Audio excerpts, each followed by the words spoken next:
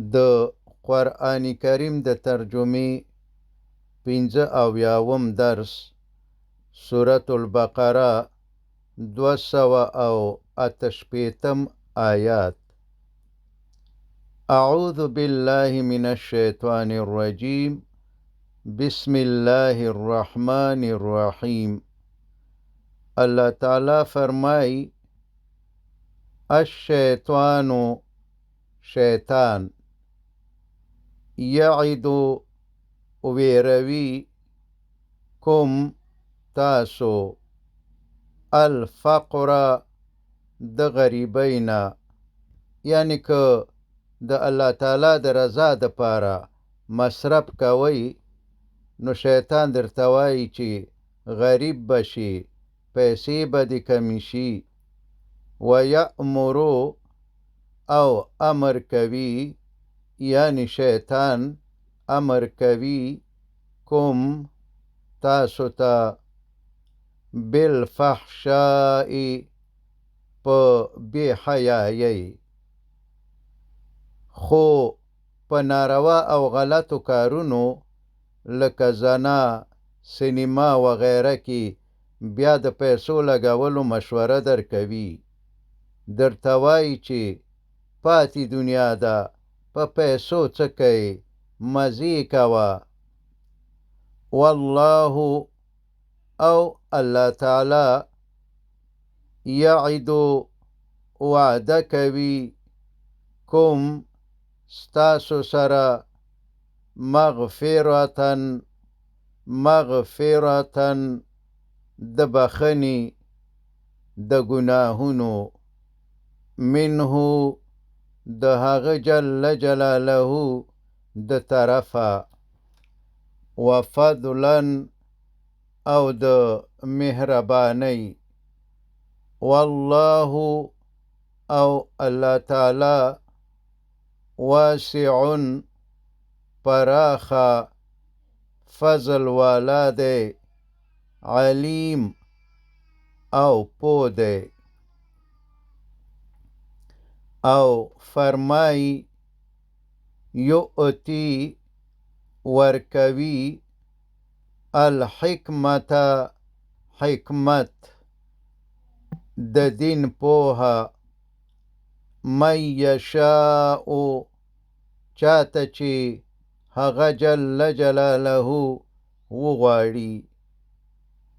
ومن یؤت او چاته چې ورکول شي الحکمت حکمت، فقد نو بشک چې اوتیا هغه ته ورکول شو خیرن خیر، کثیرا ډیر لوی. وما یذکروا او نصیحت نه اخلی الا مگر اولو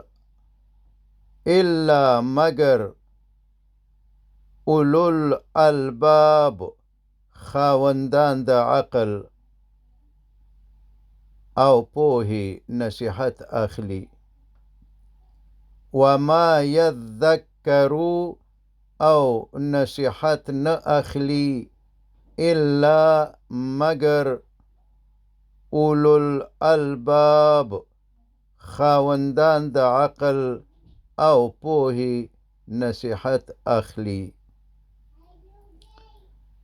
وما او آغا څه انفقتم چې تاسو ورکوي من نفقتن د څه خیراتنا، او یا نذرتم منی تاسو پزان من نذرن د څه نظرنا، فإن الله نو بشک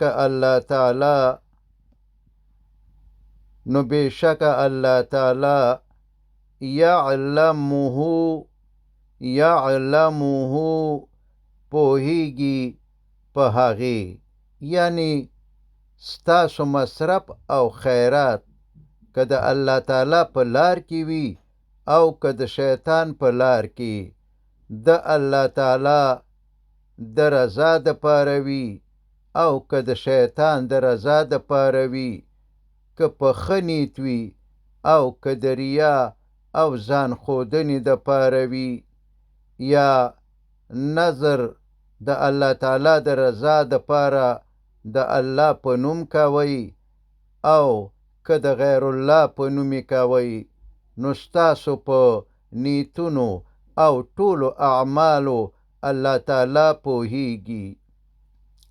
وما للظالمین او نشته د ظالمانو دپاره من انصار هیڅ کومک کوونکی، یعنی چې د الله تعالی د عذاب نه یې بچ کړي، یعنی څوک چې د شیطان په لار کې مصرفونه او خیراتونه کوي او د الله تعالی څخه پرته د بل چا په نوم نظرونه ورکوي، دا خلک ظالمان دي او ظالمانو سره هیڅ څوک د الله د عذاب نه په خلاصولو کې کومک نه کوي.